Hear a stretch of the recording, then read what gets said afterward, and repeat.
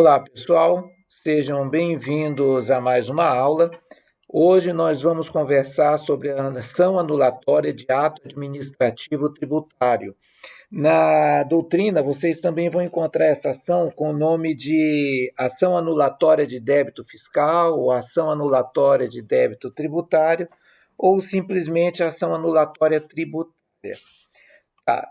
Todas essas denominações estão corretas, mas algumas se afiguram mais corretas que a outra. Veja, a ação anulatória, ela pode tanto se dirigir à obrigação principal, aí realmente seria anulatória de um débito, quanto à obrigação acessória, que, como nós sabemos, não tem débito, elas envolvem obrigações de fazer ou não fazer.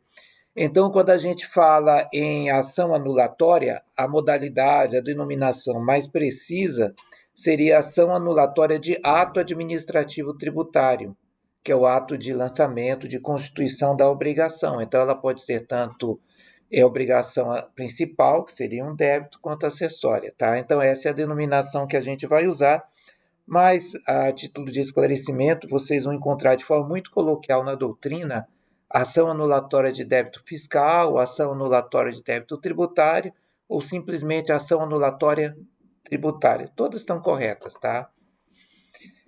Vamos voltando aqui para a nossa linha cronológica para a compreensão do que significa. Nós temos a hipótese de incidência, tá? O primeiro elemento da linha cronológica do direito tributário, a hipótese de incidência, previsão legal, genérica, abstrata.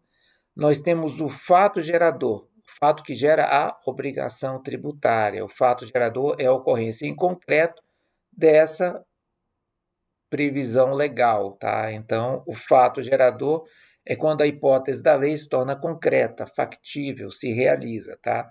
E o fato gerador, ele acarreta o quê? O surgimento da obrigação tributária, com todos os seus elementos. Um credor, um devedor, um sujeito ativo, um sujeito passivo e um objeto obrigacional, que pode ser uma obrigação de dar, na modalidade de pagar, e aí vem o débito fiscal, ou na modalidade de fazer ou não fazer, que são as obrigações acessórias, tá? Tributárias. Nós temos o lançamento, que é o ato administrativo que vai olhar para trás para verificar se ocorreu a obrigação tributária e vai olhar para frente para constituir essa obrigação que ele declarou existir. Então, ele tem uma dupla finalidade, declara a existência da obrigação, então ele olha para trás, tá? Então ele vai dizer, olha, tem a autoridade administrativa tributária verifica que realmente ocorreu o fato gerador, existe uma obrigação tributária e existe uma obrigação do contribuinte para com o fisco. Tá? E, em razão disso, ele vai constituir o crédito tributário. Então, o que surge com a constituição do crédito tributário? Surge a execuibilidade dessa obrigação, ela se torna exequível administrativamente. Então, seja a constituição da dívida ativa, a inscrição na dívida ativa e a extração de certidão de dívida ativa, que torna essa obrigação exigível judicialmente, que permite a propositura da execução fiscal. Então, com a constituição do crédito tributário, nós temos a execuibilidade que enseja a cobrança administrativa. Não havendo cumprimento administrativo da obrigação, haverá inscrição na dívida ativa e, posteriormente, a exigibilidade judicial dessa obrigação. Tá? Então, o que diferencia a ação anulatória da ação declaratória? É o momento. A ação declaratória, ela procura dizer que não existe, declarar a inexistência da obrigação tributária. A ação anulatória já surge no outro momento. Já existe uma declaração, já existe essa obrigação tributária devidamente constituída pelo lançamento. Tá? Então, ela é posterior ao lançamento. A ação declaratória ela é anterior ao lançamento, por isso se fala em anulatória, ela objetiva anular algo. É o lançamento, o ato administrativo que constituiu a obrigação tributária. Então, vocês vão encontrar, às vezes, denominação ação anulatória de crédito tributário, ação anulatória de lançamento tributário, ação anulatória de ato administrativo tributário, porque o lançamento é simplesmente um ato administrativo que constitui o crédito tributário. tá? A ação declaratória ela é proposta no momento anterior ao lançamento, tá? Então, fixado isso, nós vamos para o próximo ponto. Definição geral da ação anulatória. Ela busca judicialmente, ou seja, pela via judicial, desconstituir lançamento tributário, ou seja, o ato administrativo que constituiu o crédito tributário, ou auto de infração e imposição de multa. O auto de infração é o lançamento, é um ato administrativo que constitui a obrigação. Quando ela cabe? Cabe após o lançamento e antes da execução, ou seja, após o lançamento e antes da execução. Por que antes da execução? Porque após a execução, a defesa do sujeito passivo da obrigação, ela se dá por embargos à execução, tá? Então, Lei de Execução Fiscal, Lei 6.830, a defesa do devedor se dá por embargos. Então, a ação anulatória ela fica aqui entre o lançamento, após o lançamento e antes da execução fiscal. Vamos para o próximo tópico. Fundamentação legal. Nós vamos encontrar no artigo 38 da Lei de Execução Fiscal, Lei 6.830. Diz o seguinte: a discussão judicial, ou seja, a discussão em juízo, o questionamento judicial da dívida ativa, ou seja, lembrando aqui, ó, dívida ativa é após a constituição do crédito. Então, vamos lá. A discussão judicial da dívida ativa da Fazenda Pública, ou seja, do objeto de uma obrigação em que a Fazenda Pública figure como credor, é admissível em execução na forma desta lei, ou seja, na forma da lei de execução fiscal, ela é admissível em execução, salvo as hipóteses. Essa execução se dá por embargos de execução. Salvo as hipóteses de mandado de segurança, tá, que a gente vai estudar ainda, ação de repetição de indébito, ou ação anulatória do ato declarativo da dívida, tá, que reconhece a existência da obrigação. Esse ato ele declara a existência da obrigação e constitui o crédito tributário, ele constitui a dívida. Então, até essa denominação, ato declarativo da dívida, não é adequado, porque é ato constitutivo da dívida. Esta precedida de depósito preparatório do valor do débito. Isso a gente vai ver daqui a pouco. Esse depósito prévio não é mais exigido para a propositura da ação. Ok, pessoal? Vamos para o próximo tópico. Prazo prescricional para entrar com a ação, tá? O prazo prescricional para fazer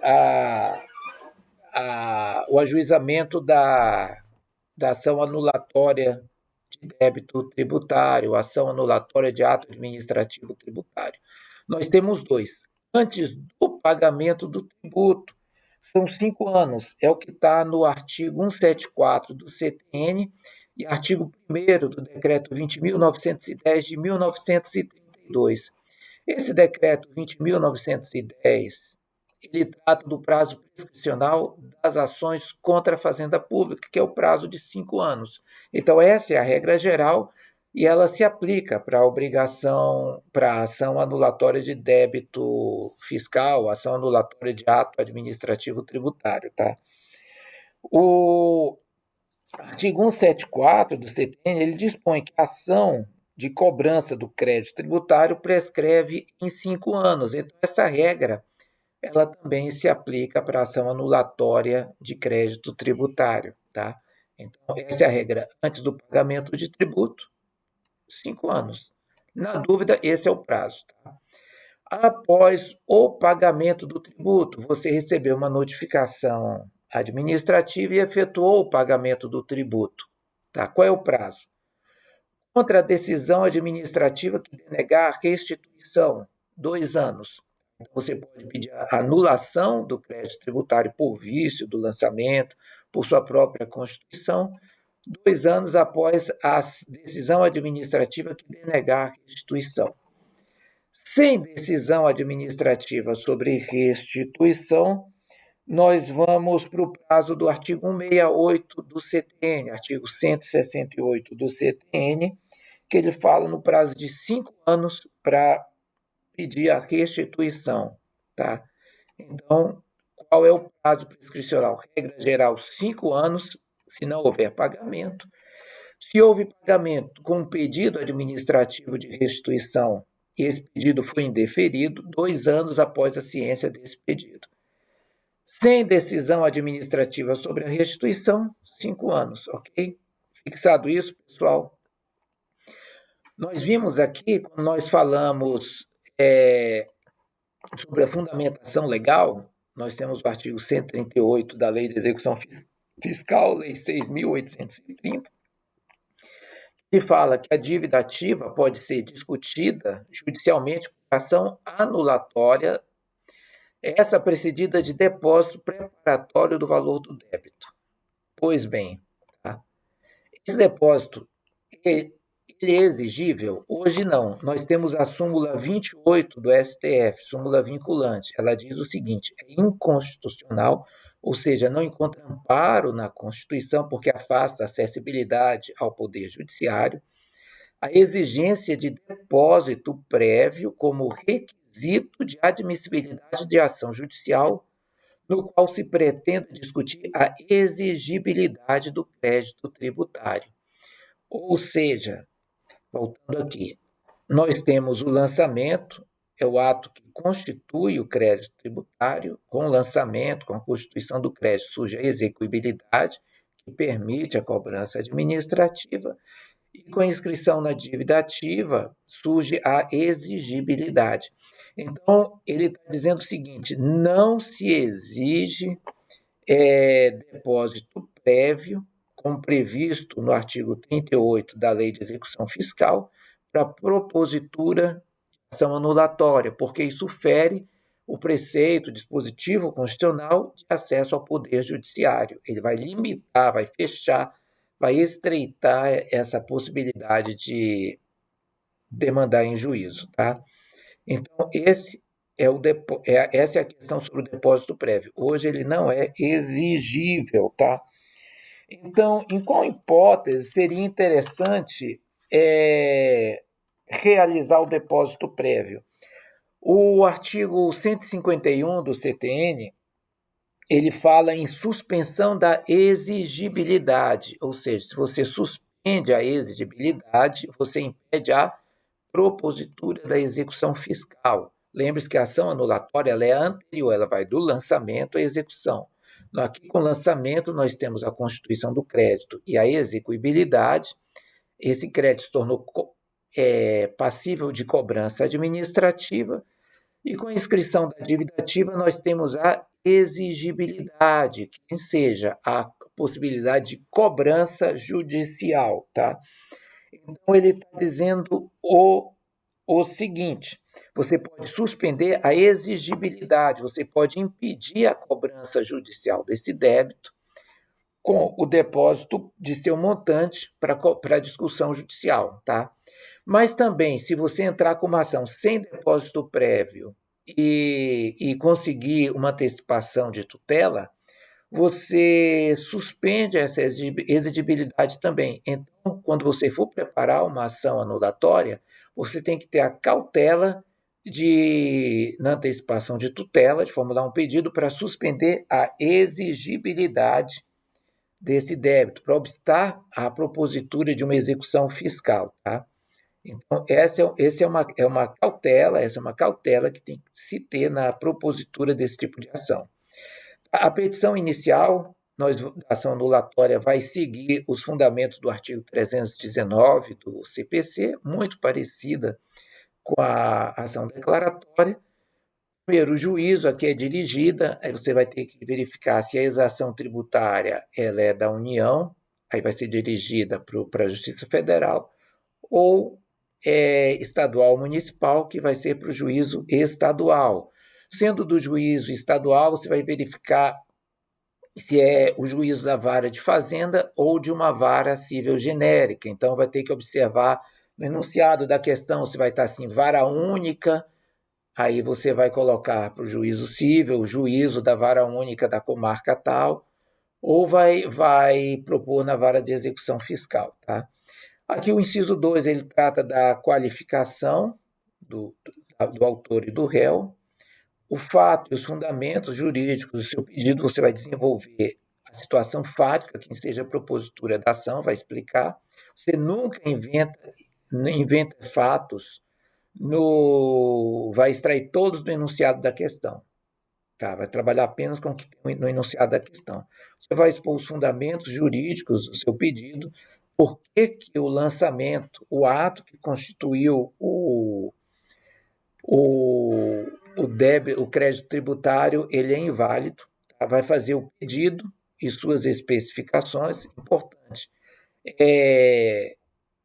Para suspender a exigibilidade do crédito previsto no artigo 151 do CTN, você vai ter que trabalhar com um pedido de antecipação da tutela para suspensão da exigibilidade, o valor da causa, as provas que pretendem demonstrar a verdade dos fatos alegados. Lembrando, se você tem todos os elementos de prova, já estão prontos e não transcorreu o prazo de 120 dias, existe a opção do mandado de segurança também para anular o ato administrativo, mas tem que observar muito a questão da autoridade competente e se é o caso ou não, tá? E sempre opção pela realização da audiência de conciliação, pessoal. Essas cautelas são sempre muito importantes, tá? Aqui, vamos para o próximo slide. A diferença entre ação declaratória e ação anulatória. Já falei várias vezes, mas vou repetir. A ação declaratória ela antecede ao lançamento e ela visa demonstrar a inocorrência do fato gerador e, por conseguinte, da obrigação tributária. Lembrando que a obrigação tributária tem o sujeito passivo, o sujeito ativo e um objeto obrigacional. Então, você vai demonstrar que não existe o objeto obrigacional ou que você não é o sujeito passivo dessa obrigação, ou que a fazenda pública não pode ser credora. Então, você vai atacar os elementos constitutivos da relação obrigacional. Mais simples é dizer que não ocorreu o fato gerador. A ação anulatória ela ocorre após o lançamento. Então, se o enunciado falar em lançamento, auto de infração, crédito tributário, você já sabe que não é declaratória e sim anulatória. E a ação anulatória ela vai do lançamento até a execução fiscal. Na execução fiscal, a defesa se dá por embargos. Tá? Outra possibilidade de ação é o mandado de segurança, que ele figura como ação coringa. Ele pode tanto declarar a inexistência da obrigação tributária, como ter um efeito anulatório. Tá? Então, a ação, aqui voltando aqui, quando será ação anulatória ou mandado de segurança? Será sempre ação anulatória nas mesmas hipóteses que a gente viu para a declaratória. Quando o tributo é cobrado por entidade descentralizada e autarquia, conselho de classe, fundação, agência, não há autoridade coatora nesses casos da administração direta. Quando tiver escoado o prazo de 120 dias, não é mandado de segurança, e sim ação anulatória. Se pelo enunciado tiver transcorrido mais de 120 dias, é ação anulatória. E também a última hipótese, eu falei aqui, quando houver necessidade de produção de provas, porque o mandado de segurança, a prova é sempre pré-constituída. Se houver necessidade de audiência, de produção de provas no decorrer da ação, jamais será mandado de segurança, ok, pessoal? Então, se tiverem dúvida na prova, observem essas questões para vocês desenvolverem bem o trabalho de vocês, tá? A resolução. Aqui um exemplo prático de ação anulatória. No município Ômega, foi publicada uma lei em setembro de 2024 que alterou a forma de cobrança do ISS, incidente sobre serviços de advocacia. A nova lei determinou que, a partir do exercício de 2025, a base de cálculo do imposto para os advogados passaria a ser o preço do serviço, ou seja, o valor efetivamente recebido a título de honorários profissionais, substituindo o sistema anterior de cobrança de valor fixo. Com a aplicação da nova norma, ou seja, aplicação da nova norma, o município realizou o lançamento tributário contra o advogado João da Silva, referente ao exercício 2025, no valor de R$ 18.000, com vencimento em 30 dias. A cobrança considerou todos os valores recebidos por João no período para a base de cálculo do INSS, sem dedução de despesas ou custos operacionais. Tá? Então, o enunciado falou em lançamento tributário. Se tem lançamento, então nós sabemos que a ação houve lançamento, após o lançamento, então, oh meu Deus, após o lançamento, a ação é anulatória, não tem execução fiscal, tá? Então, era isso, pessoal. Muito obrigado. Até a nossa próxima